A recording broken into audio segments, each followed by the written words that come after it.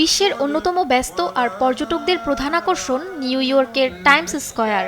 যে জায়গাটি চেনা যায় বর্ণিল উৎসবে আর মানুষের কোলাহলে, সেই ব্যস্ত রাজপথে এখন নেমেছে প্রশান্তির নীরবতা, যেখানে আধুনিক সভ্যতার চাকচিক্যের মাঝেই শোনা যায় পবিত্র কোরআনের সুমধুর তিলাওয়াত।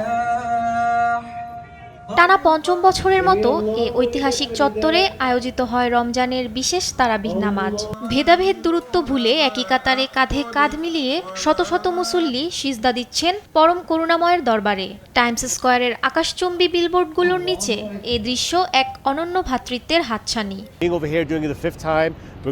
আলহামদুলিল্লাহ, 5 বছর ধরে আমরা এখানে আছি। নিউ ইয়র্ক সিটি আমাদের অনুমতি দিয়েছে, প্রশাসন আমাদের সর্বোচ্চ নিরাপত্তা দিচ্ছে।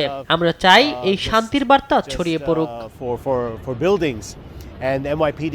কেবল উপাসনা নয়, এ আয়োজন ছিল মানবতার প্রতিচ্ছবিও। প্রায় 2000 মানুষের জন্য ইফতারের ব্যবস্থা করে আয়োজকরা, যেখানে ধর্মবর্ণ নির্বিশেষে অংশ নেন পর্যটক থেকে শুরু করে স্থানীয় অভাবী মানুষও। আমরা এখানে শুধু নামাজ পড়তে আসিনি, আমরা ভালোবাসা ভাগ করতে এসেছি। কেউ মুসলিম না হলেও আমাদের সঙ্গে খেতে পারেন। ইসলাম মানেই হলো আচরণের মাধ্যমে শ্রেষ্ঠ উদাহরণ তৈরি করা। উৎসব মানেই শুধু কোলাহল নয়, উৎসব মানে সম্প্রীতি আর স্রষ্টার প্রতি নিবেদন। টাইমস স্কয়ারের এ জমায়েত বিশ্ববাসীকে সেই বার্তাই দেয়। মাহমুদা মুক্তি, নিউজ ডেস্ক, দেশ টিভি।